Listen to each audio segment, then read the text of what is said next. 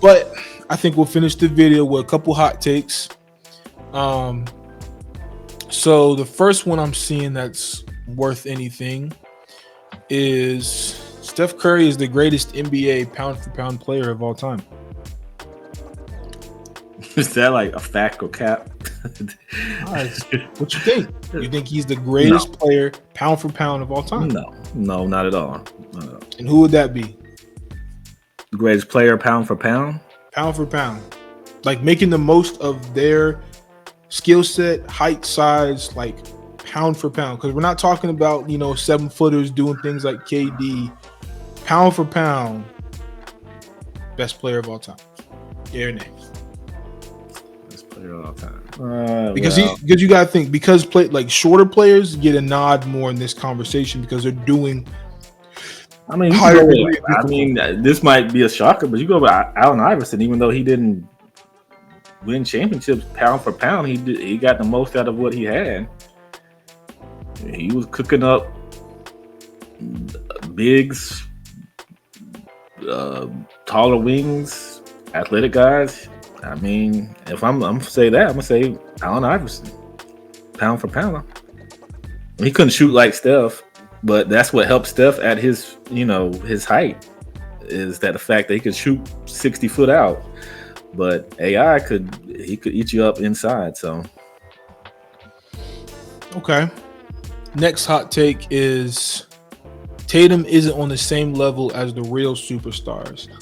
And what this person meant by real superstars is obviously LeBron, Kawhi, Giannis. You get the picture. And this person had a graphic up.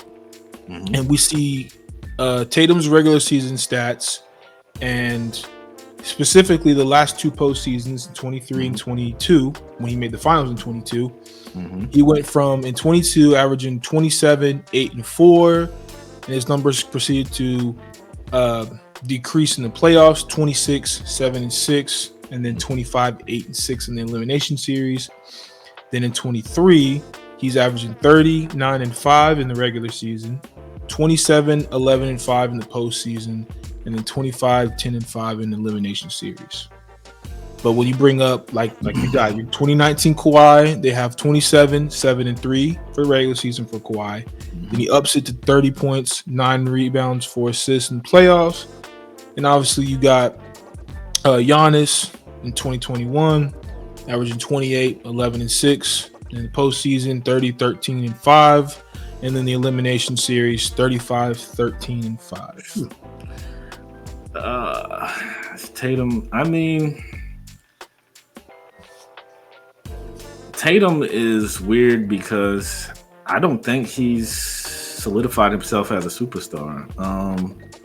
Because his teams have been so good, and that's what makes it hard for me to see him on that same level. He hasn't had to drag a team to a certain level.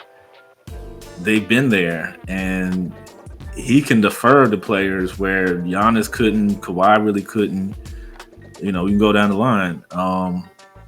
So it's hard for me to see him. I need to see him. He's kind of Kevin Durant-ish to me, where he had a lot of talent around him throughout a lot of his career. And then when he tried to step away and do his own thing, we saw he was still good, but he wasn't good enough to get the win. So if Tatum was putting up these numbers and not winning, we'd look at him like Luka and he'd just be putting up good stats, but we wouldn't put him in the MVP conversation at all.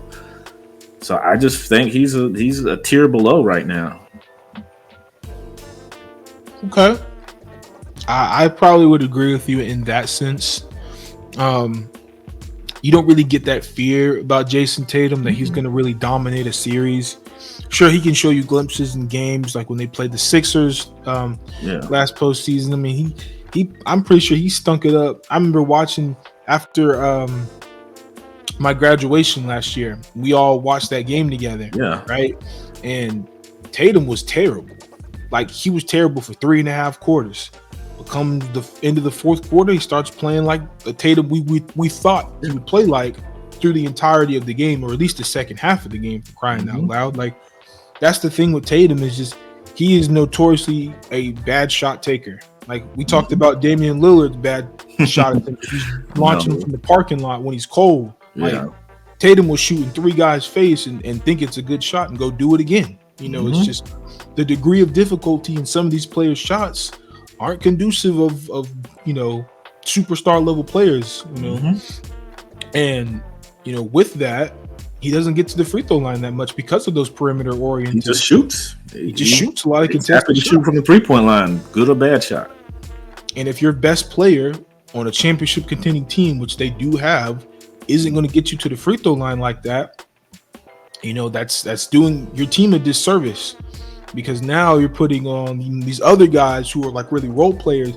They're getting to the rims like a Derek White's, to a more egregious extent, Jaylen Brown, who's even though he's a starter, I don't know where you want to put him yet, but he's a very good player. Yeah. But because he's burning his energy and getting to the line, because, you know, they need to get, you know, situations where they need to get into the bonus to execute and everything like that. Like, that should be on your best player, especially at 6'9", 6'10", whatever you want to give Tatum.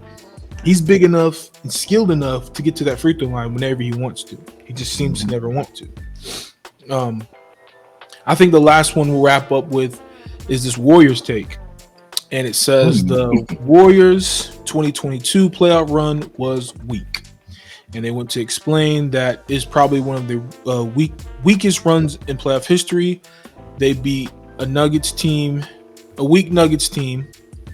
I'm assuming injuries played a part in that. I think Murray was out. Yeah, Murray was out. Round 2 was undeveloped Grizzly team, which we all know that team wasn't. Yeah. The West Finals was the Mavericks, I believe, and that's when, you know, Luka was doing what he could, but they just kind of Luka didn't have nothing. And I remember that series Luka got dunked on by Andrew Wiggins, and it was a great dunk. That's when Andrew Wiggins was actually playing like Andrew Wiggins. I'm sorry for that. Mike just decided to fall on it. And then they played the inexperienced Celtics, a la Jayson Tatum shooting them out the games. What do you think? Is this the weakest playoff run in recent history?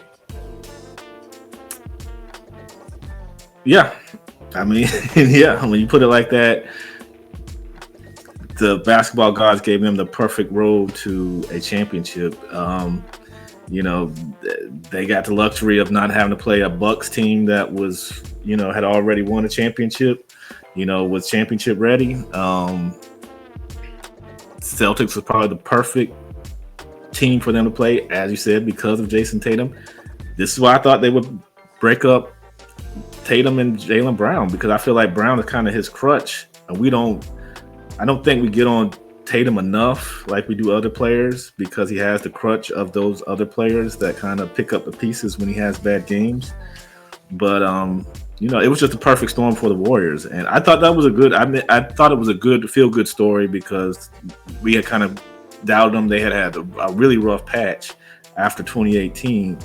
For them to get back to that level was cool, but you know, like I said, the basketball gods aligned it perfectly for them, and it was pretty weak. I mean, I would put it slightly above 2019, because you know, the basketball gods kind of lined that for Toronto as well, because, you know, I don't think they had weak competition, especially out east, but the lucky bounce was a lucky bounce, and you know, things happened for them to get there and get that, but the Warriors just got the perfect scenario for them to win a championship. Yeah, I agree. I would say probably a counter to that would probably be the Nuggets championship. Like, if we're gonna look at everything in its totality, we can backtrack, we can go there, and I'm gonna say you could make an argument they played an inexperienced Timberwolves team that I think they 4-1, I think it was 4-1, 4-2, I think, something like that.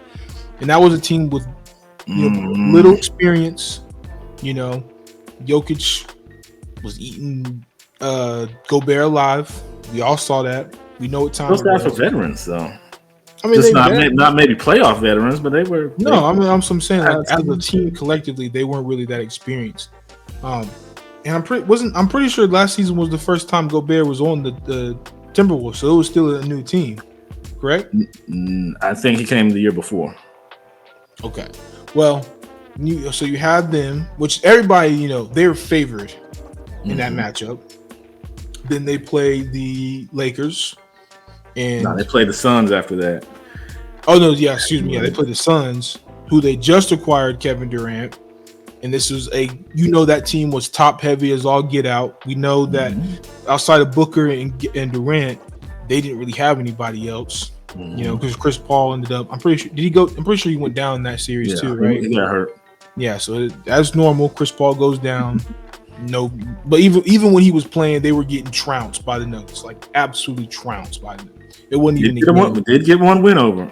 They did get a win. I thought they got two. Didn't they get two? They got two on the Nuggets. Did they get two? They might have got two. I think they got two. Timberwolves got one. Timberwolves got one. And then Suns got two. Lakers got 0. So, and again, that brings me to the next team. The Lakers. Obviously, we know LeBron James wasn't, healthy in that series. Did he play really good in the elimination game? Absolutely. But again, if Anthony Davis really isn't giving you anything, and obviously we're not going to get into all that, but outside of LeBron and AD, nobody else was really trying to play. Like Reeves up and down maybe, but we know that's the series where D'Angelo Russell just decided to just forget how to play basketball and forget that defense is part of basketball. But I digress. And then they get the easiest challenge of them all in the Miami Heat in the NBA Finals. Like to me, I think that might be a little weaker than the Warriors. My opinion. I disagree, but I think both had the good matchup for them. I thought, Phoenix was an okay team, and I thought the Lakers were in all the games. I thought they just they were the 7th seed though. And they had to come in from playoff or play in. I'm pretty sure, whatever. Yeah, I mean, they did get the luxury of having home court advantage throughout, and playing at altitude. So I'm sure that helped them a little bit. But I still think the Warriors got a gift. And if you want to say the Nuggets, I think this year will tell if the Nuggets are the real deal. And to see if it's counterfeit or not. I'm thinking we're talking the real deal. Benjamin Franklin's. We'll see. But all right, y'all. I think that's going to do it for today's video. Make sure you like, comment, and subscribe if you're new. Give us your thoughts down below. You got any more parting words before we end it out? You just go to @GOATcast or go to GOATcast podcast on Twitch. Check us out there. Please check us out here. We're building something up. We're going to try to get better and better each show. So thank you guys for coming out and giving comments and just checking us out. All right, y'all. That's going to do it. We appreciate y'all. Please like, please comment, and definitely please subscribe and hit the noti bell, man. We definitely appreciate y'all being engaged with us. We'll give you 2 videos a week, so you get something crazy every other day. All right, y'all. All right.